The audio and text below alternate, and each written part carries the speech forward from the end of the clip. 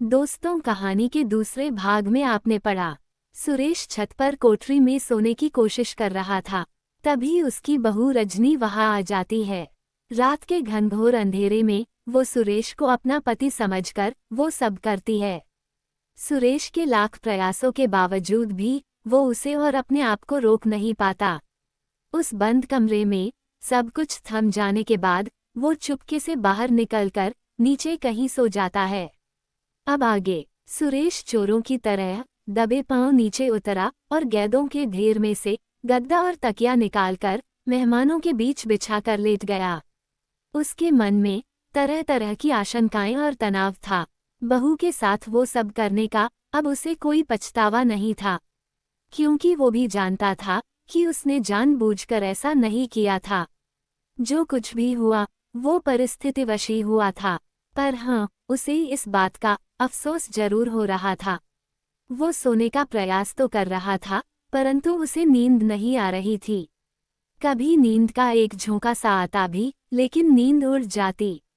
आज रात की बातें सोचकर जो भी हुआ उसका एक एक लम्हा याद करके वो फिर उत्तेजना से भरने लगा।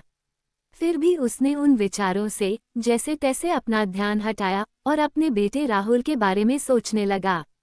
उसका बेटा राहुल कहाँ था? बहू के साथ उसका प्रोग्राम था, लेकिन प्रोग्राम फिक्स करने के बाद वो ऊपर कोठरी में गया क्यों नहीं? सुरेश को इतना तो विश्वास हो ही गया था कि राहुल ऊपर कोठरी में नहीं गया था, क्योंकि अंधेरी कोठरी में सुरेश ने बिखरे सामानों को खिसकाकर लेटने लायक जगह बनाई थी। तब तक कोठरी को देखकर तो ऐसा नहीं लग रहा था कि सुरेश से पहले वहां कोई गया हो।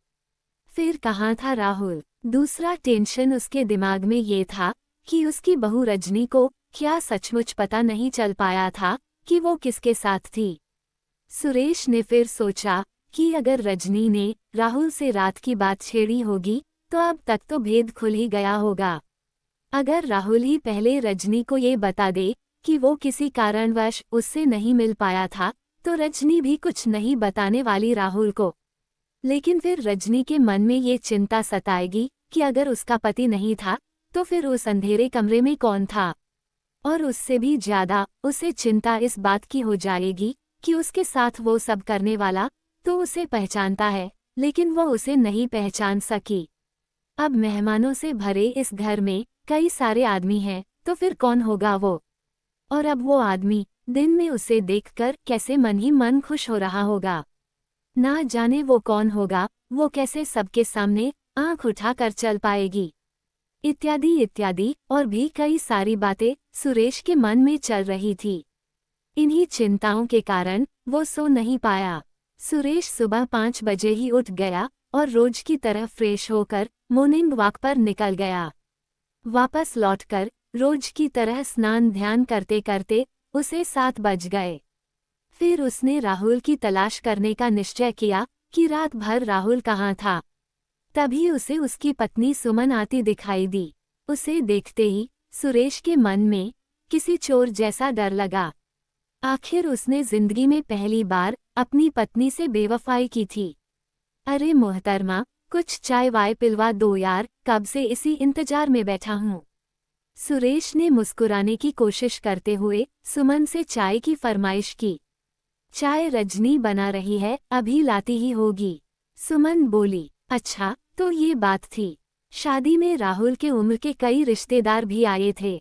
बियर और शराब वगैरह का शौक तो शादी ब्याह में चलता ही रहता है। जिन गुप्ता जी का जिक्र हुआ वो सुरेश के पड़ोसी हैं। उनके यहाँ 2 कमरे मेहमानों के लिए सुरेश ने खाली करवा लिए थे। तो अब सब कुछ साफ हो गया था कि राहुल और रजनी का कोठरी में मिलने का प्रोग्राम तो बना था, लेकिन राहुल रिश्तेदारों के साथ ड्रिंक पार्टी करने लगा। फिर बगल के गुप्ता जी के मकान में जाकर सो गया। अब ऐसे में उसका रजनी से मिल पाने का सवाल ही नहीं उठता। तो क्या अब तक रजनी को भी पता चल चुका होगा कि उसका पति अभी भी गुप्ता जी के यहाँ सो रहा है? ये स्वाभाविक सा प्रश्न सुरेश के भीतर उठा, लेकिन वो निश्चिंत नहीं हो पाया। पर अब उसका मन कुछ हल्का हो गया था और अब वह स्वस्थ तरीके से सोचने लगा था। तभी उसके मन में फिर से एक विचार कौंधा। कि अगर रजनी को ये बात पता लग चुकी है कि राहुल रात में कहीं और सोया था, तो रजनी के चेहरे पर घबराहट और भय झलकनी चाहिए, क्योंकि वो अभी भी उस व्यक्ति से अनजान है जिसके साथ उसने ये सब किया था। ये जोड़ घटाना गुना भाग दिमाग में आते ही सुरेश का मन हल्का हो गया। तभी रजनी चाय लाती हुई दिखी। नहा धोकर बहू बहुत उजली उजली सी और खिली खिली सी लग रही थी। जिंदगी में पहली बार सुरेश ने उसकी रूप राशि को, उसके सौंदर्य को आज नजर भर कर निहारा।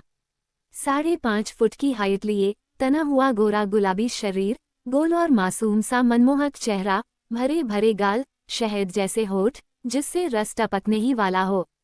चटक हरे लाल की साड़ी में उसका गोरा गुलाबी तन अलग ही छटा बिखेर रहा था। उसके हाथों में रची सुर्ख लाल मेहंदी, कलाई, गले और कानों में झिलमिलाते सोने के गहने उसके सौंदर्य में 4 चांद लगा रहे थे। हाथों में चाय की ट्रे लिए वो गजगमिनी अपने काले कजरारे नयन झुकाए धीरे धीरे सुरेश की ओर चली आ रही थी। सुरेश सोचने लगा, क्या वो आनंद फिर से मिल सकता है? औरत जब एक बार किसी पर पुरुष के संपर्क में आकर वो सुख भोग ले, तो फिर से उसी पुरुष के साथ की चाह उसके मन में हमेशा बनी रहती है।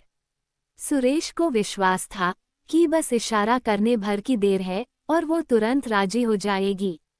जब जीवन भर की तपस्या एक बार में ही भंग हो गई, तो अब क्यों आदर्शवादी बने रहना? क्यों ना वो मजा बार बार लिया जाए, आखिर घर की ही तो बात है। ऐसे ही न जाने कितने दूषित विचार बहू को देखते ही उसके मन में घिर आए। छी, कितने गंदे ख्याल उसके मन में आने लगे थे। उसने उन्हें तुरंत झटक दिया। बहू रजनी के माथे पर पड़ी चिंता की लकीरें भी उसने देखी। सुरेश को लगा कि रजनी किसी न किसी टेंशन में तो जरूर है। हो सकता है उसे रात की बातें याद आते आते कुछ शक हुआ हो। वैसे भी रजनी को सुरेश का आकार, सुरेश का तरीका, सुरेश का उससे बात ना करना उसे चकित तो कर ही रहा था।